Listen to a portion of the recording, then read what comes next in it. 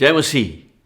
प्रभु का धन्यवाद हो आज की सुबह के लिए कि उसने हमको ये सुंदर सा सुबह प्रदान किया है कि हम उसकी आराधना कर सके। सो आइए हम इस आराधना को आरंभ करेंगे। और भजन का लेखक कहता है कि देखो यह क्या ही भली और मनोहर बात है कि भाई लोग आपस में मिले रहें। यह तो उस उत्तम तेल के समान है जो हारून के सिर पर डाला गया था और उसकी दाढ़ी पर बहकर उसके वस्त्र की छोर तक पहुंच गया। या हिम्रोन के उस ओस के समान है जो सियोन के पहाड़ों पर गिरती है। यहोवा ने तो वही सदा के जीवन की आशीष ठहराई है। आइए हम लोग प्रभु की स्तुति में गीत को गाएंगे और उसकी आराधना करेंगे।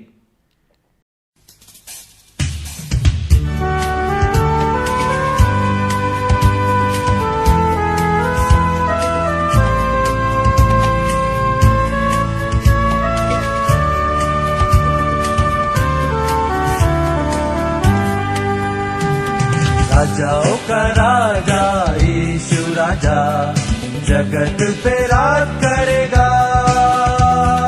हालेलुया हालेलुया उसका धन्यवाद करो। राजाओं का राजा यीशु राजा जगत पे राज करेगा। हालेलुया हालेलुया उसका धन्यवाद करो।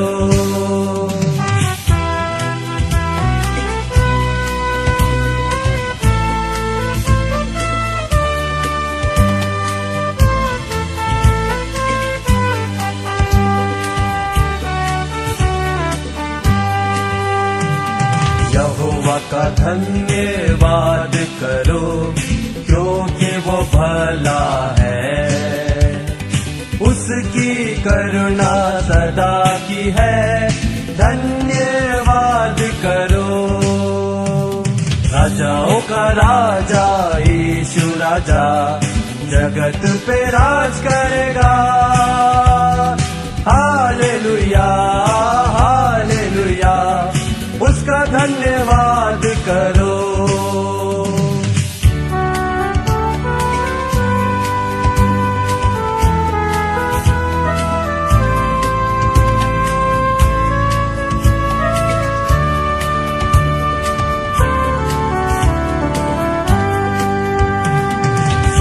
ईश्वरों का परमेश्वर है उसका धन्यवाद करो।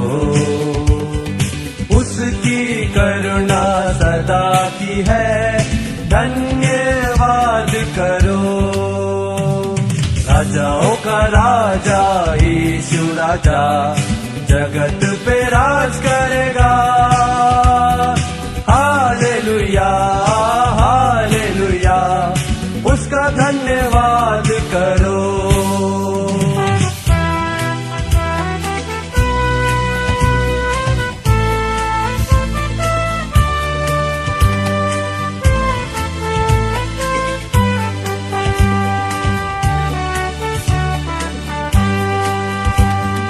जो प्रभुओं का प्रभु है उसका धन्यवाद करो। उसकी करुणा सदा की है।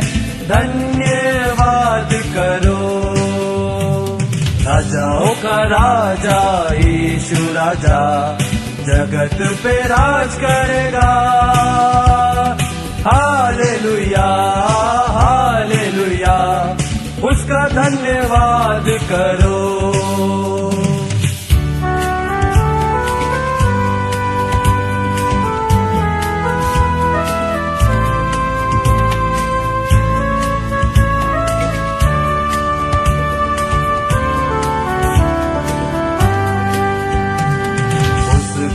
छोड़ कोई बड़े बड़े चमत्कार नहीं करता। उसकी करुणा सदा की है। धन्यवाद करो। राजाओं का राजा यीशु राजा जगत पे राज करेगा। हालेलुया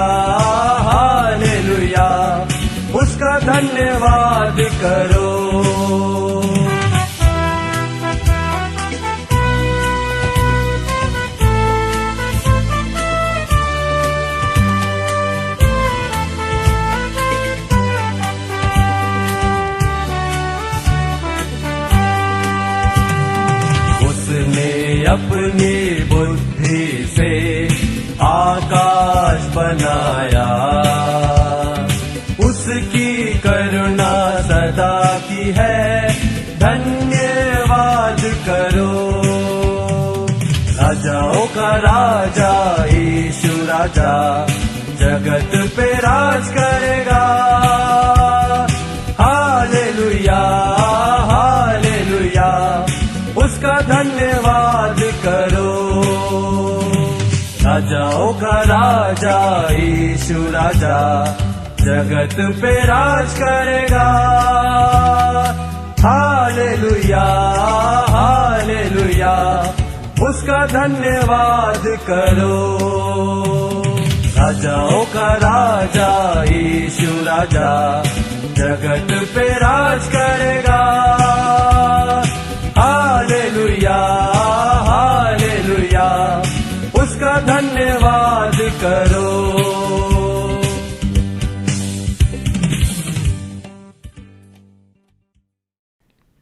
हम प्रार्थना करें।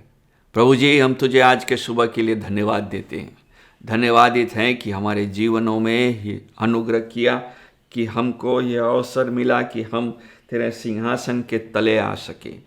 हम में कोई योग्यता नहीं प्रभु, ये तो सिर्फ तेरे पुत्र के बलिदान के कारण से, उसके लहू के बहाए जाने के कारण से, उसकी धार्मिकता के कारण से हम प्रभु तेरे सिंहासन के सामने धर्मी घोषित किए जाते हैं और तेरे सिंहासन के सामने आके तेरी आराधना कर पाते हैं।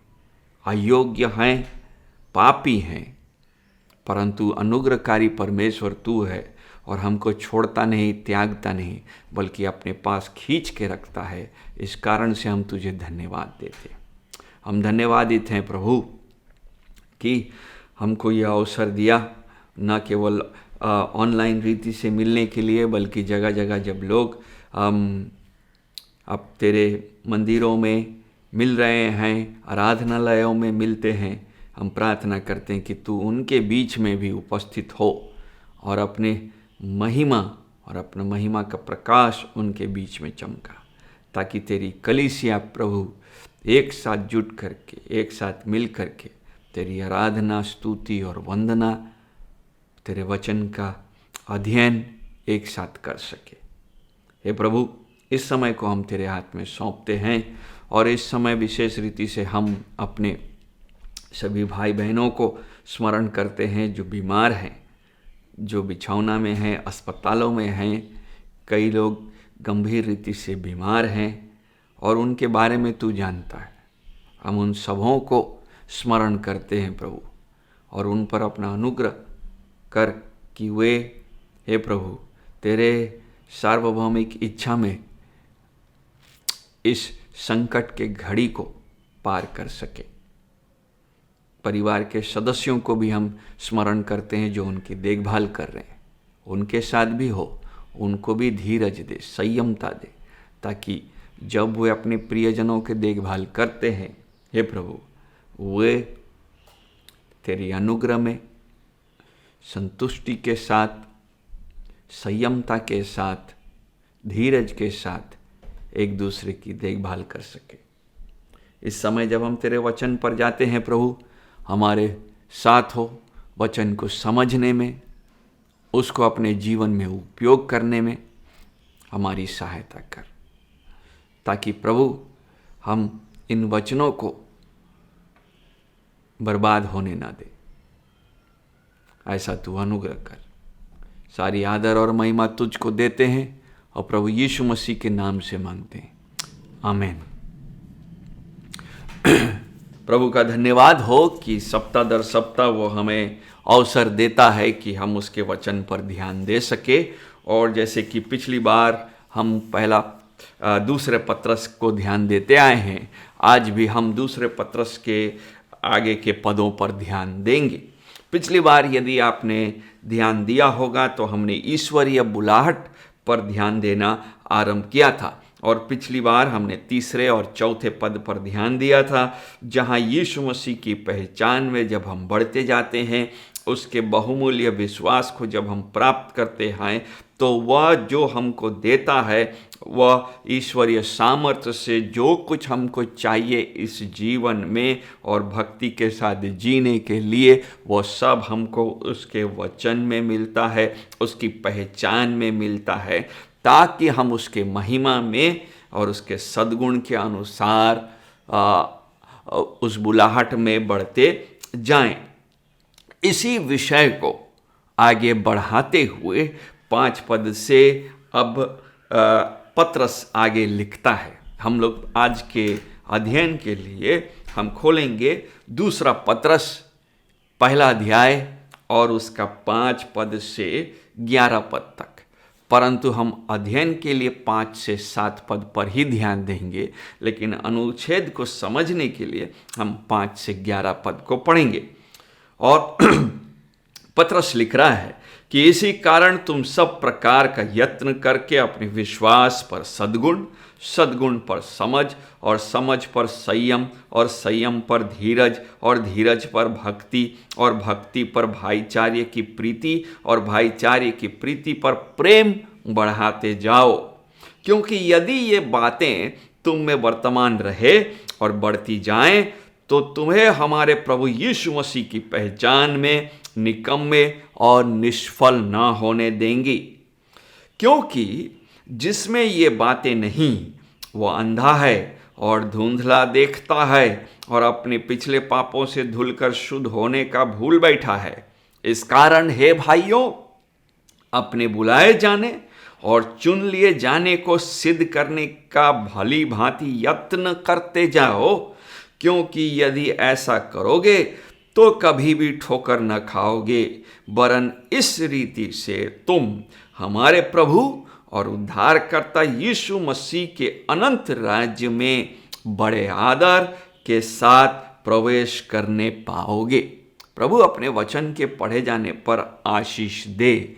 आज के अध्ययन को हम देख रहे हैं, और हम जिस ईश्वरीय सामर्थ्य में हमको जीवन और भक्ति के लिए सब कुछ प्रबंध कर दिया है, उस ईश्वरीय सामर्थ्य से इस जीवन और इस भक्ति में हम कैसे बढ़ेंगे, उस पर हम ध्यान देंगे। कैसे हमारे जीवन में ईश्वरीय स्वभाव बढ़ेगा, गॉडलीनेस कैसे बढ़ेगा। हमने पिछली बार भी इस बात को दोहराया था कि एक जानने वाला विश्वासी, एक परिपक्व विश्वासी, एक बढ़ने वाला विश्वासी, वचन जानने वाला विश्वासी होना चाहिए। Knowing Christian should be a growing Christian. या तो इस बात को हम आज भी देखेंगे कि यदि हमने परमेश्वर के उद्धार को, उसकी धार्मिकता को अपने जीवन में महसूस और किया है और पहचाना है, उसके वचन के सत्य से उसको समझा है, और हमारे जीवन में उसकी अनुग्रह और शांति आई है, तो आवश्यक है कि हमारे जीवन में ईश्वरीय स्वभाव का बढ़ती होना चाहिए। हम आगे बढ़ने वाले मसीही होने चाहिए। इसलिए जब हम 5वें पद में चलते हैं तो वहाँ पर पत्रस लिखता है, इसी कारण तुम सब प्रकार का यत्न करके अपने विश्वास पर सद्गुण, और सद्गुण पर समझ, और समझ पर संयम, और संयम पर धीरज, और धीरज पर भक्ति इत्यादि आगे बढ़ते जाओ। तो इससे पहले कि हम पूरे पदों को पढ़ेंगे, माने उस पद को पूरा व्याख्या करेंगे, हम उसके पहले अंश को पढ़ते हैं। इसी कारण तुम सब, इसी कारण, फॉर दिस वेरी रीजन। जब हम इसी कारण पढ़ते हैं तो हम अपने से प्रश्न पूछते हैं कि किस कारण से, और किस कारण हमको तीसरा और चौथा पद में मिलता है, जहां पत्रस कह रहा है कि जो हमको पहले इस जीवन के लिए ईश्वरीय सामर्थ्य मिला है कि हम उसकी पहचान में हैं, कि हम उसकी पहचान में बढ़ रहे हैं, जिस कारण से हमको महिमा मिला है, जिस कारण से हम अलग करके बुला दिए गए हैं, जिस कारण से उसकी प्रतिज्ञाएं हमारे जीवन में पूरी हो रही हैं, कि हम बुरी अभिलाषाओं का सामना करते हैं, उसको रोकते हैं और ईश्वरीय स्वभाव में के सहभागी होते जाते हैं। इसी कारण से आगे की बातों को करो। ना, इसी कारण से का माने है कि ये जो पुरानी बातें 3 और 4 पद, ये इसका पहला मतलब ये है कि यह हम अपने सामर्थ्य से नहीं पूरा करते हैं। इसका माने ये है, ये इसीलिए संभव होगा या तब संभव होगा जब यीशु मसीह हमारे हृदय में है, हमने अनुग्रह से उसको उद्धारकर्ता के रूप में जाना है और ग्रहण किया है। इसलिए तीसरा पद कहता है कि जिसने हमें अपनी ही महिमा और सद्गुण के अनुसार बुलाया है, यह तभी संभव होगा, यह यत्न करना 5 पद का, या इसी कारण से तभी संभव होगा जब तीसरा पद का बुलाहट पूरा हुआ होगा, क्योंकि उसने हमको बुलाया है, इस कारण वह हमको प्रतिज्ञा भी देता है। परंतु सब नहीं होंगे, सबके पास या यत्न करने का ताकत, क्षमता नहीं होगा। क्यों? क्योंकि सर्वप्रथम वे मसीह में नहीं हैं। दूसरा कुरिन्थी 4 अध्याय का 4 पद बताता है कि संसार के ईश्वर ने उनकी आंखों को अंधी कर रखी है। जब हम दूसरा कुरिन्थी और उसके 4 अध्याय के 4 पद को पढ़ते हैं तो इस बात को हम देखते हैं। और यदि हम पहला कुरिन्थी को पढ़ेंगे तो 2 अध्याय के 14 पद में पौलुस लिखता है, पहला कुरिन्थी 2 अध्याय के 14 पद में वहाँ वो बताता है 14 पद कि परंतु शारीरिक मनुष्य परमेश्वर के आत्मा की बातें ग्रहण नहीं करता। वो इसलिए नहीं ग्रहण करता क्योंकि शारीरिक दशा में होने के कारण से, उद्धार नहीं पाए जाने के कारण से ईश्वरीय बातें उसको समझ नहीं आती, क्योंकि वे उसकी दृष्टि में मूर्खता की बातें हैं और न वह उन्हें जान सकता है, क्योंकि उनकी जांच आत्मिक रीति से होती है। वे उनकी मूर्खता की बातें हैं क्योंकि वह आत्मिक बातें हैं, और आत्मिक बातें संसारिक व्यक्ति को मूर्खता की बातें लगती है।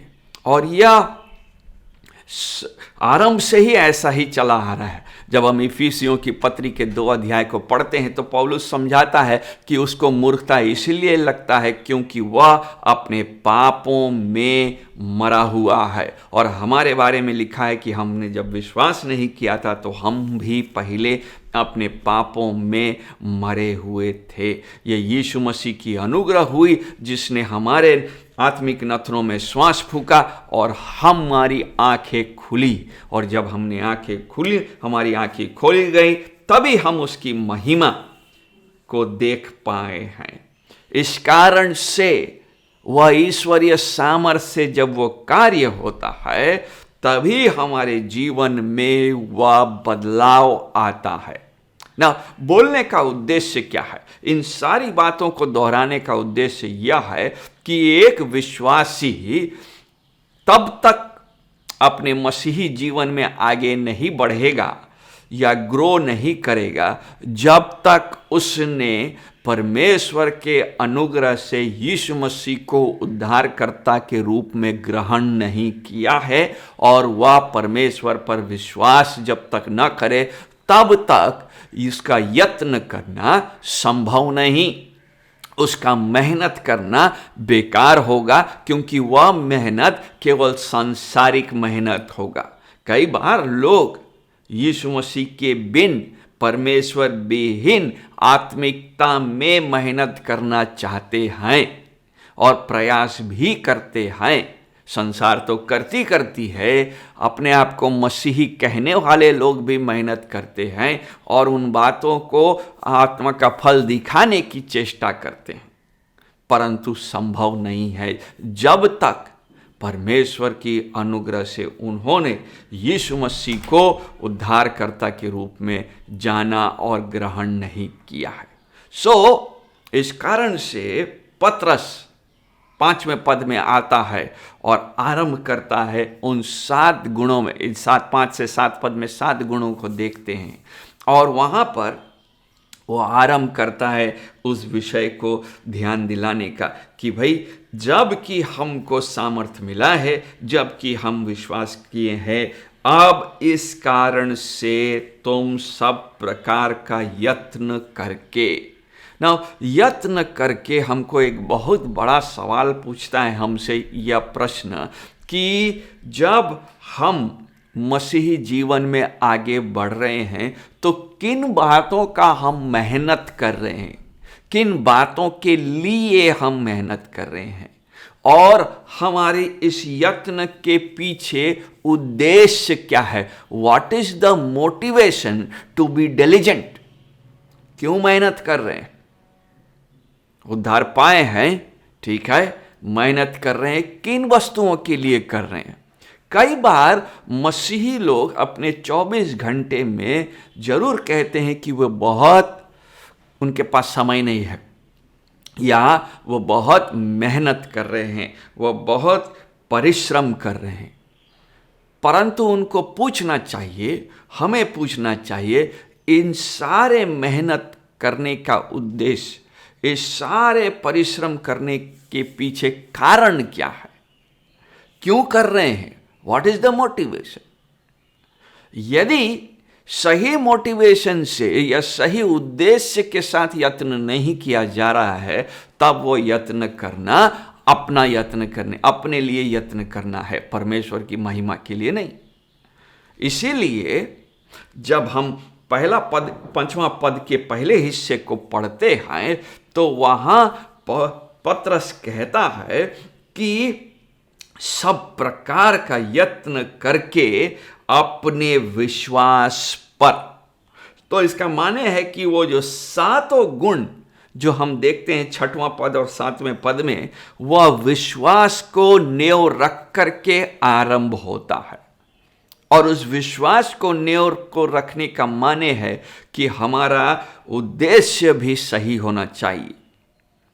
राइट मोटिवेशन, मसीही जीवन में आगे बढ़ने के लिए सही उद्देश्य होना जरूरी है, क्योंकि कई बार यह संभव है कि हम गलत उद्देश्य के साथ हम अपने सद्गुणों को, अपने इन बातों में आगे बढ़ना चाहिए।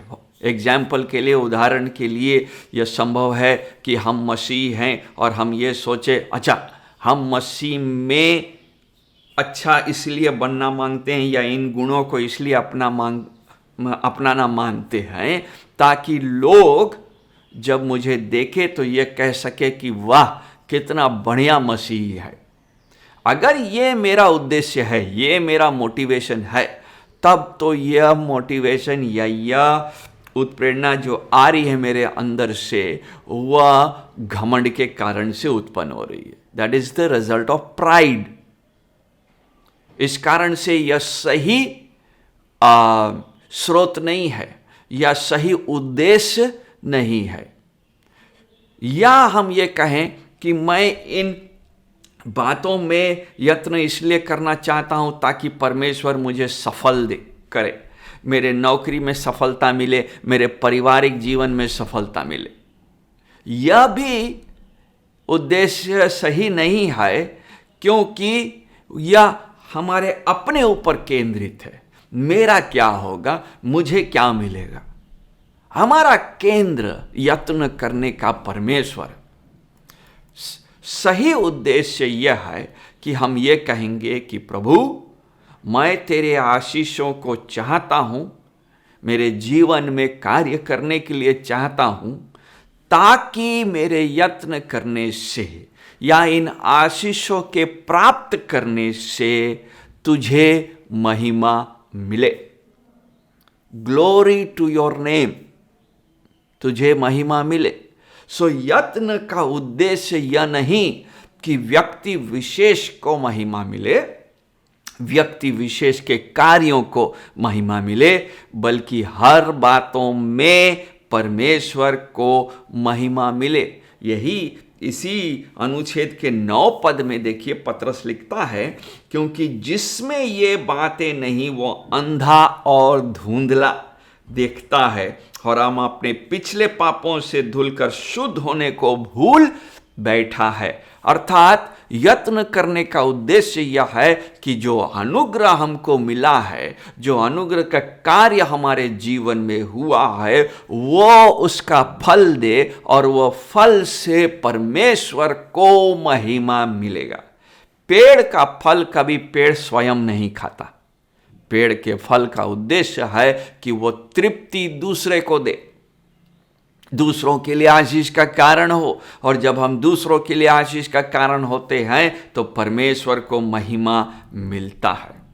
दूसरे शब्दों में परमेश्वर की अनुग्रह जब हमारे अंदर यीशु मसीह के द्वारा उत्पन्न होती है, यही वो सही उद्देश्य होगा जिसके कारण से हम तब और यत्न करना चाहेंगे, आत्मिक रीति से और मेहनत करना चाहेंगे। जैसा पौलुस कहता है 1 कुरिन्थी के 15 अध्याय के 10वें पद में, 1 कुरिन्थी उसका 15 अध्याय के 10वें पद में वो कहता है कि देखिए, परंतु मैं जो कुछ भी हूं परमेश्वर के अनुग्रह से हूं, उसका अनुग्रह जो मुझ पर हुआ वो व्यर्थ नहीं हुआ, परंतु मैंने उन सब से बढ़कर परिश्रम भी किया, तो भी यह मेरी ओर से नहीं हुआ, परंतु परमेश्वर के अनुग्रह से जो मुझ पर था। वो ये नहीं कहता है कि परमेश्वर ने, ये नहीं कहता कि उसने परिश्रम नहीं किया उस अनुग्रह के बाद, मिलने के बाद। बताता है कि वह परिश्रम करता है, परंतु उस परिश्रम में वह अपनी महिमा नहीं खोजता, बल्कि कहता है वह परमेश्वर के अनुग्रह से हुआ है और परमेश्वर के महिमा के लिए हुआ है। यही बात उसने रोमियो की पत्री के 12 अध्याय में के 1 पद में कहा कि 12 अध्याय का 1 पद में, हम फेमस पद है इसलिए है भाइयों, मैं तुमसे परमेश्वर की दया स्मरण दिलाकर यह विनती करता हूं कि अपने शरीरों को जीवित, पवित्र और परमेश्वर का भावता हुआ बलिदान करके चढ़ाओ, मेहनत करो, यही तुम्हारी आत्मिक सेवा है। यही तुम्हारी आत्मिक सेवा है। और इसी तरह से और भी बहुत से पद है। जब हम इफिसियों की पत्री के 1 अध्याय से 3 अध्याय तक पढ़ेंगे तो वहां पर परमेश्वर के अनुग्रह और परमेश्वर के अनुग्रह के प्रतिफल को तीनों को ही पढ़ सकते हैं। और फिर इफिसियों की पत्री को 4 अध्याय से जब हम 6 अध्याय तक पढ़ते हैं तब वो बताता है कि हम उस अनुग्रह में बढ़ते कैसे जाते हैं। ठीक उसी रीति से पतरस ने इन पदों में आत्मिकता में, परमेश्वर के गुण में, ईश्वरीय स्वभाव में बढ़ते जाने के लिए, यत्न करने के लिए हमको मोटिवेट, हमको उत्प्रेरित करता है ताकि हम उस मार्ग में चल सके। यह जो नया जीवन हमको मिला है यीशु मसीह में, यह जो उद्धार हमको मिला है उसमें हम आगे बढ़ें। अधिकांशतः मसीही लोग जब अपने आत्मिक जीवन को देखते हैं तो इस बात का गवाही दे सकते हैं कि वे जिस रीति से जब नए नए थे, विश्वास में नए थे, उस आत्मिकता में बढ़ने की जो इच्छा थी, अब उनके अंदर में वो आत्मिक इच्छा नहीं रही, वो यत्न करना नहीं चाहते। अधिकांश जब हम नए रहते हैं विश्वास में तो हम बढ़ना चाहते हैं, इसलिए बाइबल बहुत पढ़ते हैं, इसलिए उन सारी बातों पर आज्ञाकारी होने के बारे में बात करते हैं। परंतु जैसे जैसे संसार का लेप लगता रहता है और संसारिकता में हम फंसते जाते हैं, धीरे धीरे शैतान हमको अपने तरफ टानता है और उसमें हम स्लिप करते हैं। और स्लिप करने के कारण से हम उस पेड़ के समान नहीं है जो बहते नालियों के किनारे लगाया गया हो, जिसके पत्ते हर समय हरे रहते हैं। We don't have evergreen leaves. कारण क्योंकि हम अपने विश्वास में उस ईश्वरीय स्वभाव में जो बहुमूल्य है, उन बड़ी प्रतिज्ञाओं में जिसके कारण से हम सड़ाहट से निकले हैं, उसमें बढ़ने का यत्न नहीं कर रहे हैं। इसीलिए पतरस 5वां पद में कह रहा है कि यत्न करो, applying all diligence, add to your faith. अपने विश्वास में बढ़ते जाओ और बढ़ने के कारण से उसमें मेहनत करो। इस कारण तुम सब प्रकार का यत्न करो, अप्लाई करो, अपने आप को उसमें लगाओ। तो आइडिया यह है कि परमेश्वर ने हमको जीवन दिया है और उस जीवन में प्रतिज्ञाएं हमको दी है। हमको उन प्रतिज्ञाओं में बढ़ने के लिए मेहनत करना होगा। बिना मेहनत के हम बढ़ नहीं सकते। यह सोच कि हम अब कुछ नहीं करेंगे, जो कुछ करेगा प्रभु ही करेगा, यह सही सोच नहीं है। बल्कि सोच ये होना चाहिए कि प्रभु हमको जो मौका दिया है उसमें हम कैसे आगे बढ़ेंगे, और हमको अब मेहनत इसलिए करना है ताकि हम उसकी महिमा कर सके। एक बार फिलिपियों की पत्री उसका 2 अध्याय के 12 और 13 पद पढ़ेंगे। फिलिपियों की पत्री के 2 अध्याय में 12 और 13 पद में पौलुस लिख रहा है, इसलिए हे मेरे प्रियों, जिस प्रकार तुम सदा से आज्ञा मानते आए हो, वैसे ही अब भी न केवल मेरे साथ रहते पर विश्वास करके अब मेरे दूर रहने पर भी डरते और कांपते हुए अपने अपने उद्धार का कार्य पूरा करते जाओ। 13 पद, क्योंकि परमेश्वर ही है जिसने अपनी सुइच्छा निमित्त तुम्हारे मन में इच्छा और काम दोनों बातों के करने का प्रभाव डाला है। जब परमेश्वर ने हम पर अनुग्रह किया है तो यह हमारी जिम्मेदारी है, यह हमारी आज्ञाकारिता है, ये हमको यह आज्ञा मिला है कि हम डरते हुए और कांपते हुए अपने उद्धार के जिम्मेदारी को, अपने उद्धार के कार्य को जो उसने हमारे अंदर किया है उसको पूरा करें। डिलिजेंस, यत्न करें, मेहनत करने का इच्छा हो कि हम उसमें उसको संपूर्ण रीति से पूरा करेंगे। सप्लाई, वहां लिखा है सप्लाई टू योर फेथ, कहीं कहीं लिखा है add to your faith. Addition, विश्वास न्यो है, यीशु मसीह पर विश्वास हमारा न्यो है, वही हमारा फाउंडेशन है। उस विश्वास में आगे बढ़ते जाओ, और विश्वास में आगे बढ़ने के लिए हमको यत्न करने की आवश्यकता है। यत्न का माने क्या है?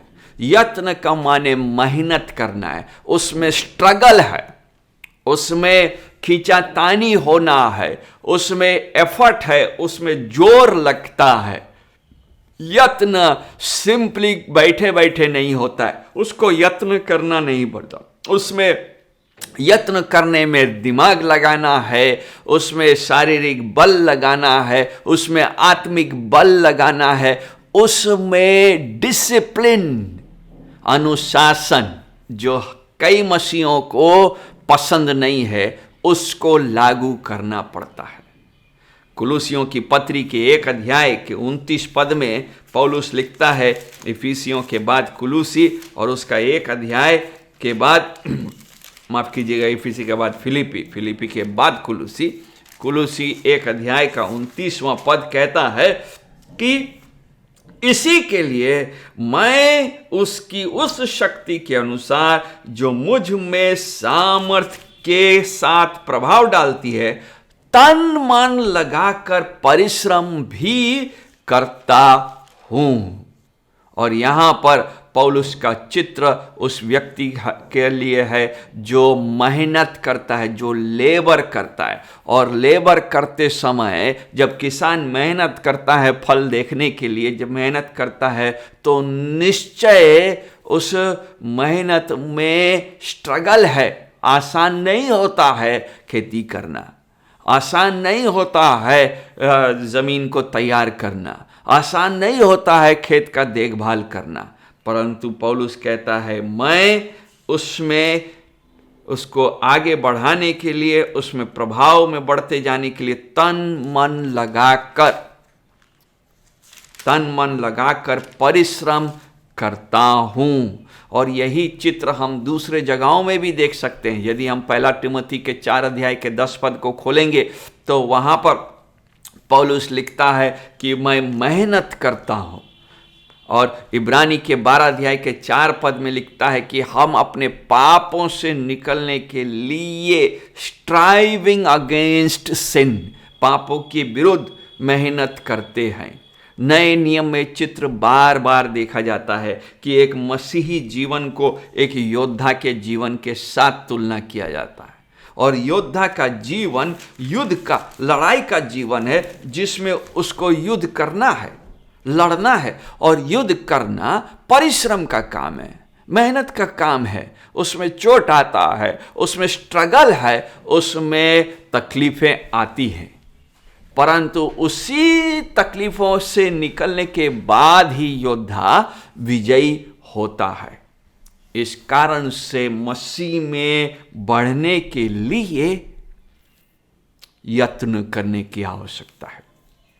क्या आप यत्न कर रहे हैं? क्या आप मसीह में बढ़ने का मेहनत कर रहे हैं? क्या आप वो मेंटल एफर्ट, बौद्धिक रीति से परिश्रम कर रहे हैं जिससे आप ये कहें कि मैं परमेश्वर की आज्ञाओं को जानना मांगता हूं, इसलिए मैं ज़्यादा इस पर अध्ययन करना चाहता हूं, मैं आत्मिक रीति से बढ़ना चाहता हूं ताकि परमेश्वर को महिमा मिले। मैं आत्मिक रीति से इसलिए नहीं बढ़ना मांगता हूं ताकि लोग कहें कि वाह वाह मैं क्या मसीह हूं, बल्कि यह इसलिए ताकि परमेश्वर की पूरी इच्छा जो वो मेरे जीवन से पूरा करना चाहता है संपूर्णता में पूरा हो सके। कितना दुख की बात होगा या कितना अफसोस की बात होगी कि जब प्रभु ये कहेगा कि मैं चाहता तो ये था तुमसे, परंतु तुम्हारी आलस्य के कारण से यह संभव नहीं हो पाया। And that is so true कलीसिया के लिए। आज कलीसिया से परमेश्वर बहुत कुछ कराना मांगता है, परंतु आत्मिक आलस्यता के कारण से और संसारिकता के प्रवेश करने के कारण से और कलीसिया में नाना प्रकार के झगड़ों के कारण से, आपसी भेदभाव के कारण से परमेश्वर अपनी पूरी महिमा को इन विश्वासियों के द्वारा नहीं प्रकट कर पाता है। क्या मैं मेहनत कर रहा हूं? क्या मैं यत्न कर रहा हूं? और मेरा यत्न किस प्रकार का है? क्या मैं रोज उसके लेकर के कुश्ती लड़ रहा हूं, खींचातानी हो रहा है? क्या मैं ये कह रहा हूं कि अच्छा मैं और समय दूंगा, उसके लिए मुझे आधा घंटा और पहले उठना पड़ेगा, नींद कम करना पड़ेगा ताकि मैं परमेश्वर के वचन को सीख सकूं? क्या मैं दूसरे पुस्तकों को, थियोलॉजी के पुस्तकों को, डॉक्ट्रिन के पुस्तकों को पढ़ने का इच्छा रख रहा हूं ताकि मैं बाइबल के बारे में जान सकूं? या कई बार हम चाहते हैं कि हम अपने आत्मिक जीवन को गाड़ी के उस समय गाड़ी में लगा दें जिसमें ऑटो पायलट है, वो अपने स्पीड क्रूज कंट्रोल में चलता रहेगा और मुझे कुछ नहीं करना है।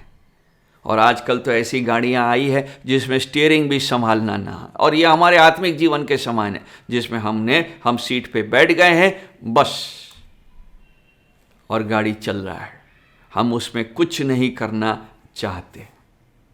यदि आप उस मोड में हैं कि हमको कुछ करना नहीं है तो आप निश्चित रीति से यत्न नहीं कर रहे। और अगर आप यत्न नहीं कर रहे का मतलब ये है कि हम उसके ईश्वरीय स्वभाव में बढ़ भी नहीं रहे हैं। जल्दी से उस ईश्वरीय स्वभाव की बातों को करेंगे जो आगे हमको देखने को मिलता है। और वहाँ पर 5वें पद में लिखता है, यत्न करके अपने विश्वास जो हमारा नेव है उस पर मॉरल एक्सेलेंस, सद्गुण, और सद्गुण पर नॉलेज, समझ, और समझ पर संयमता, सेल्फ कंट्रोल, और सेल्फ कंट्रोल संयमता पर लिखा है धीरज, परसिवियरेंस, और समझ पर संयम, संयम पर धीरज, धीरज पर भक्ति गॉडलीनेस, और भक्ति पर भाईचारे की प्रीति, love of the brotherhood, brotherly kindness जिसको कहा गया। और आखिरी में लिखा है 7वां पद में कि प्रेम में बढ़ते जाओ। नाउ कई लोग सोचते हैं कि पतरस ने इन 7 गुणों को जो यहां पर बताया है वह विशिष्ट हैं, परंतु यदि हम नए नियम के बाकी हिस्सों को देखेंगे तो ये इन गुणों को बाकी जगहों में दोहराया भी गया है। पौलुस ने अपने गलातियों की पत्री के 5 अध्याय के 22-23 पद में जहां वो आत्मा के 9 फल को बताता है, उसमें धार्मिकता को छोड़ करके जो पतरस में मिलता है उसमें उन सब शब्दों को हम पढ़ते हैं।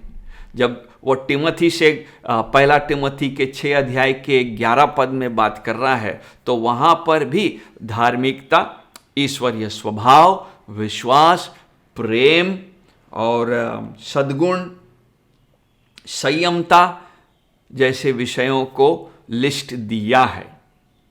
तो यदि हम इसकी तुलना दूसरे जगहों के साथ करेंगे तो हम पाएंगे कि पतरस के लिस्ट में बहुत सी बातें मिलती हैं, और इसका मतलब यह है कि पतरस ने जिन गुणों को के बारे में यहाँ पर चर्चा किया है वह एक इलस्ट्रेशन, एक उदाहरण, और उदाहरण के रीति से ही उसको दिया गया है कि और भी बहुत सी बातें हैं, लेकिन ये तो नॉर्मल बातें पाई जानी चाहिए। परंतु इन बातों को जब हम ध्यान दे रहे हैं, इन 7 गुणों पर हम जब ध्यान दे रहे हैं, सवाल ये उठना चाहिए कि क्यों दिया गया। कुछ लोग मानते हैं कि यह 7 गुण जो 5 से 7 पद में हमको मिलता है वो इसलिए दिए गए हैं ताकि आगे पतरस जब 2 अध्याय में झूठे शिक्षकों के बारे में व्याख्या करेगा उसका तुलना हो सके। एक विश्वासी में क्या होना चाहिए, उसके यत्नशील जीवन में क्या होना चाहिए, उसके ईश्वरीय स्वभाव में क्या बातें होनी चाहिए, यह हमको यहाँ मिलता है। और जो नहीं दिखता है, जो ये सारे स्वभाव एक झूठे शिक्षक में या झूठे गवाहों में नहीं मिलेगी। और संभवतः पतरस ने इसी कारण से इस अनुच्छेद में इन बातों का उल्लेख किया है। चाहे कारण कोई भी हो, हमारे लिए यह बहुत महत्वपूर्ण विषय है कि हम इसको धीरे धीरे समझें। ना जब आरंभ होता है इस बात से कि हमको क्या करना है, सबसे पहले विश्वास पर सद्गुण को लाना है। विश्वास हमको मिला है, यह विश्वास यीशु मसीह के अनुग्रह से प्राप्त हुआ है, जिस पर हमने विश्वास किया कि वो हमारे लिए मारा गया, गाड़ा गया और पुनरुत्थित हुआ। अब जो हम धर्मी ठहरे हैं उसके बलिदान के कारण से धर्मी ठहरे हैं, उसकी धार्मिकता में हम धर्मी ठहरे हैं। जब हमने इन बातों पर विश्वास किया है और इन बातों को विश्वास करके अब जीवन आगे बढ़ा रहे हैं, तो पतरस कह रहा है हमारे जीवन में सद्गुण होना चाहिए। ना क्या मतलब है सद्गुण का? सद्गुण का मतलब यह है कि वह ईश्वरीय स्वभाव संपूर्णता में अब दिखना चाहिए। Is a fulfilment of anything, सही रीति से उसमें एक्सेलेंस होना चाहिए, सिद्धता दिखना चाहिए। हम कहेंगे कि हम विश्वास में आ गए हैं, लेकिन हमारे गुणों में सिद्धता आया नहीं है। अभी भी बहुत सा रफ कट है, बहुत से कोने निकले हुए हैं, और हमारा जो स्वभाव है उसमें वो बात नहीं है जिससे हम कहेंगे कि यह व्यक्ति मसीह का अनुयायी है। तब तो प्रॉब्लम है। इसीलिए पतरस कह रहा है कि जब ईश्वरीय स्वभाव है जो विश्वास से हमको अनुग्रह में आरंभ हुआ है, तो इसमें सद्गुणता का, अच्छे गुणों का फल मिलना चाहिए। यदि हम इस शब्द को सद्गुण के बारे में बात करेंगे तो तीसरे पद में यह सद्गुण ईश्वरीय सामर्थ जीवन और भक्ति से संबंध रखता है। और यीशु मसीह वहां पर भी प्रयोग किया गया है यह सद्गुण शब्द, जिसने हमें अपनी ही महिमा और सद्गुण के अनुसार बुलाया है। तो इसका माने है कि यह शब्द सद्गुण मसीह के सद्गुण के साथ तुलना किया है। और यदि हम 9 पद में भी जाएंगे तो वहां पर भी यह शब्द कहा गया है, और यह शब्द दोहराया नहीं गया है, बल्कि वहां पर यही विचार उभर कर के आता है। इन 2 पदों को देख करके हम कह सकते हैं कि सद्गुण मतलब यीशु मसीह के गुण के समान। सद्गुण होने का माने है कि हमारे अंदर यीशु मसीह क्राइस्ट लाइक स्वभाव होगा, मसीह के समान स्वभाव होना चाहिए। और जब मसीह के समान स्वभाव होने की बात हम करते हैं तो उसी से हमारा परमेश्वर के साथ प्रेम, ईश्वरीय स्वभाव दिखेगा। दूसरी चीज जो जल्दी से हम देखेंगे, इस सद्गुण के साथ हमारे परमेश्वर के विषय में, हमारे यहोवा के विषय में, हमारे त्रिएक परमेश्वर का ज्ञान हमारे अंदर होना चाहिए। इसलिए कहा कि सद्गुण पर समझ, नॉलेज, और यह नॉलेज परमेश्वर के वचन के अनुसार जीने से आता है। इसलिए वहां लिखा है समझ बढ़े, केवल बौद्धिक ज्ञान न बढ़े।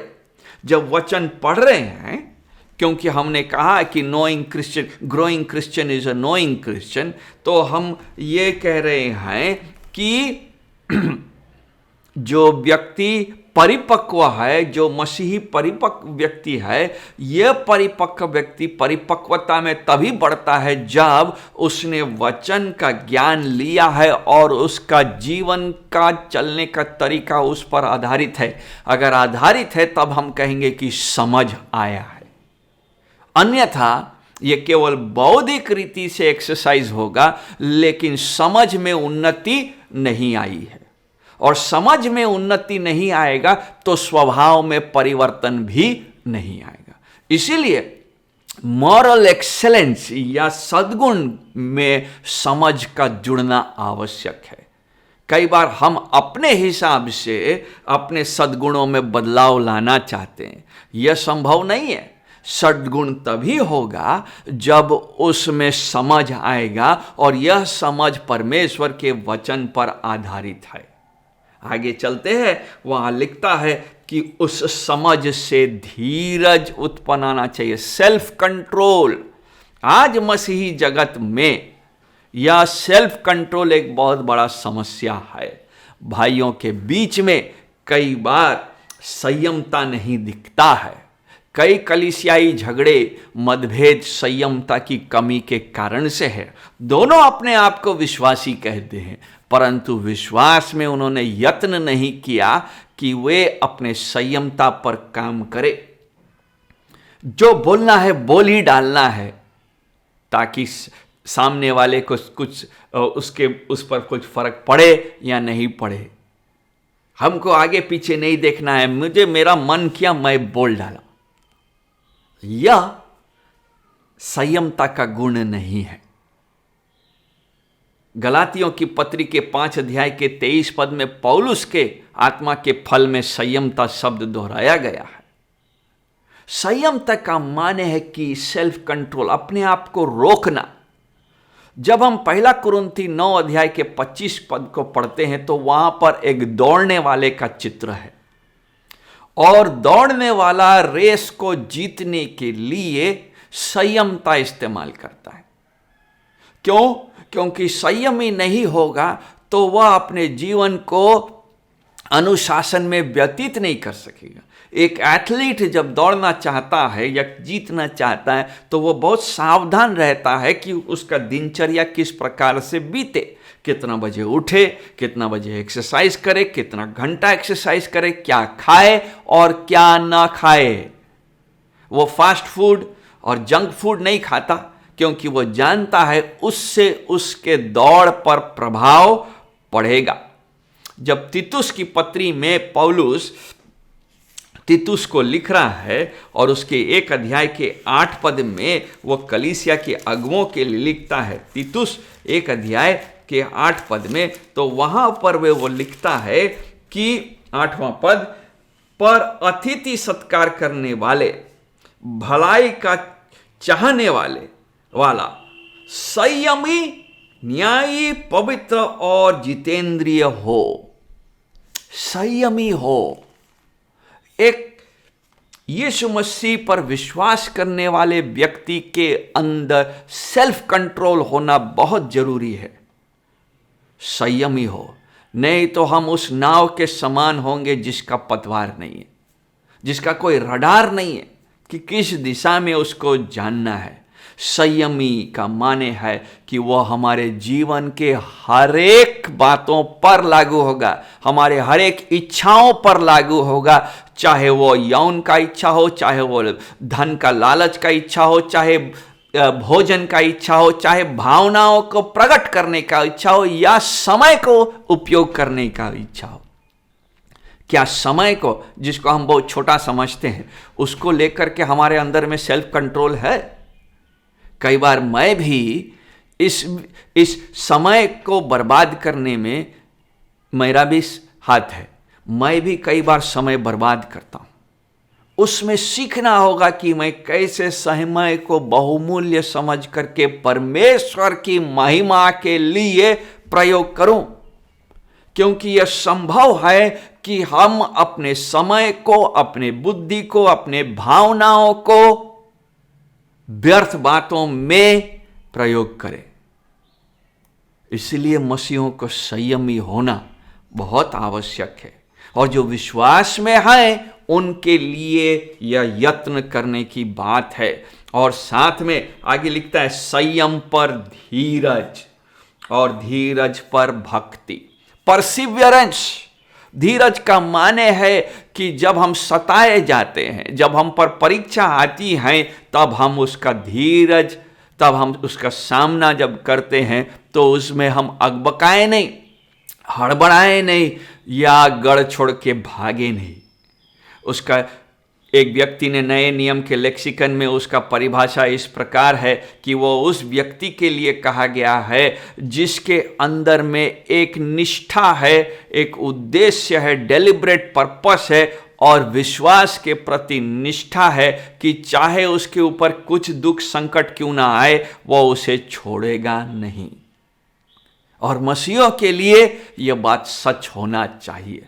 उनमें धीरज पाया जाना चाहिए, वे धीरजवंत होने चाहिए। जब वे दुख का सामना करते हैं, पीड़ा का सामना करते हैं, उनके अंदर में धीरज दिखना चाहिए, क्योंकि यीशु मसीह के पीछे चलने का माने है दुख का सामना करना ही होगा।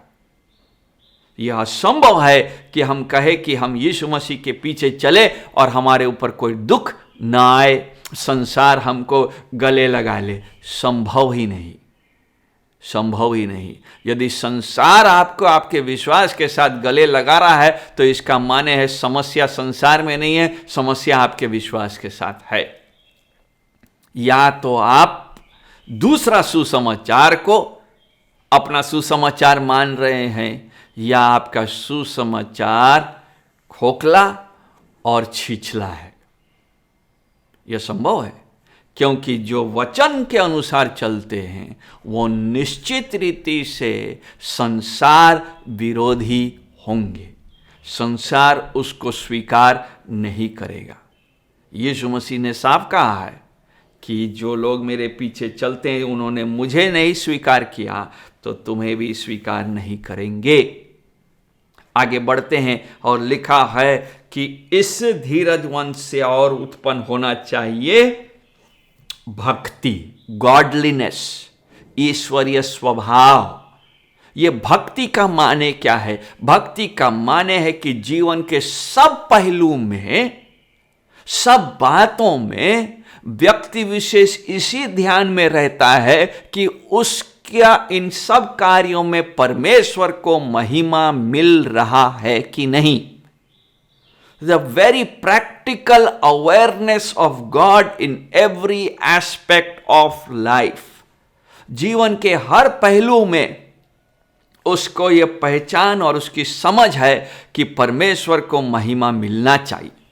यदि उसके कमाई से परमेश्वर को महिमा नहीं मिल रहा, यदि उसके पारिवारिक जीवन से परमेश्वर को महिमा में नहीं मिल रहा, यदि उसके समय के खर्च करने से परमेश्वर को महिमा नहीं मिल रहा है, तो वह जीवन भक्ति का जीवन नहीं है।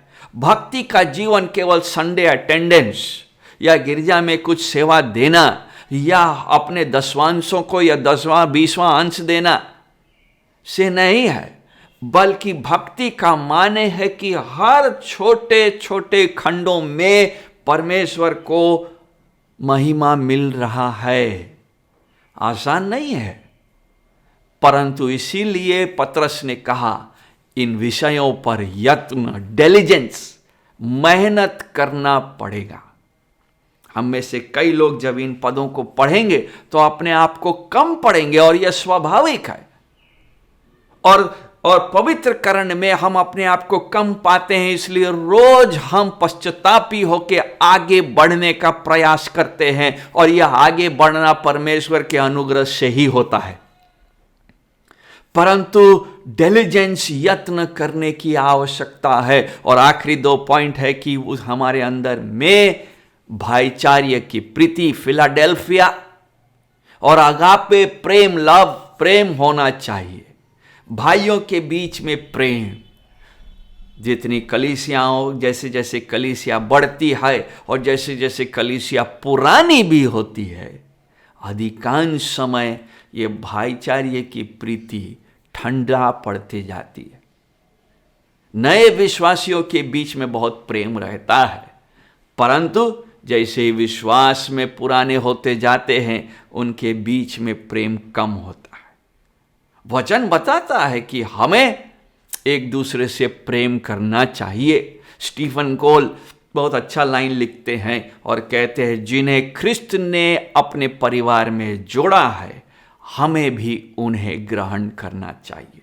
We must accept all whom Christ has accepted। रोमियो की पत्री 15 अध्याय के 7 पर यह निर्भर आधारित है।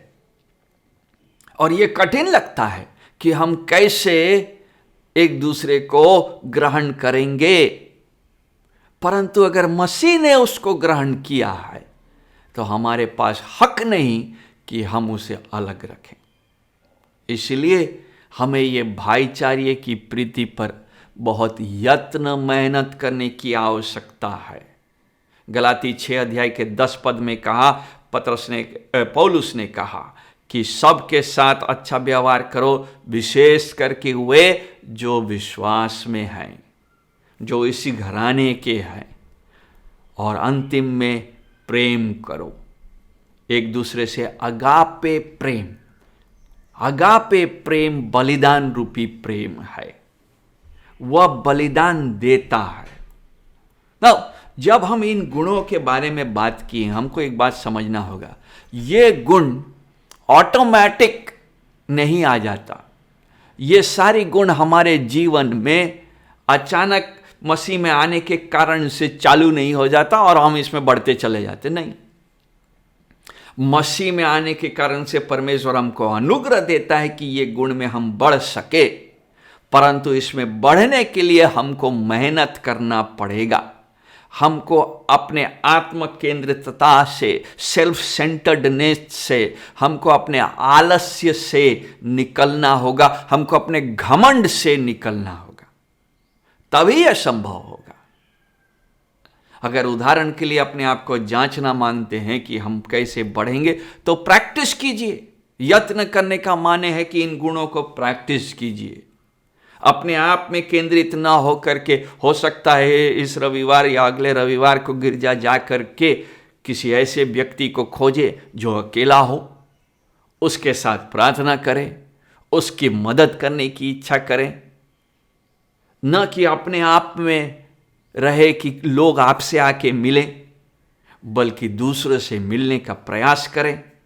उनको अपने कलीसिया में, जब वे अगर कोई नए आए हैं तो उनको स्वागत करें, और इस तरह से हम इस विश्वास को अंत तक ले जा सकते हैं।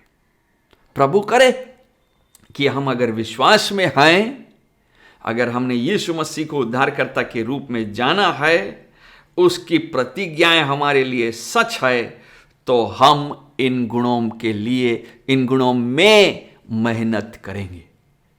आइए हम प्रार्थना करेंगे।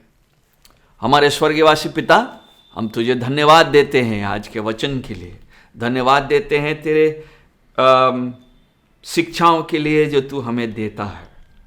निश्चित रीति से जब हम इन गुणों को पढ़ते हैं, हम जानते हैं कि कई बातें हम में कमी हैं और इसमें हमें मेहनत करने की आवश्यकता है। हे प्रभु, जब हम यत्न करते, हम पर अनुग्रह कर कि हम लगन के साथ इन बातों को अपने जीवन में लागू कर सके, और अपनी महिमा के लिए नहीं बल्कि तेरी महिमा इन बातों से हो पाए। सारी आदर और महिमा तुझको देते हैं, यीशु मसीह के नाम से मांगते हैं, आमीन। अब हमारे परमेश्वर पिता का प्रेम, प्रभु यीशु मसीह का अनुग्रह और पवित्र आत्मा की सहभागिता हम सबों के साथ युगानी युग तक बनी रहे, आमीन। आप सबों को जय मसीह।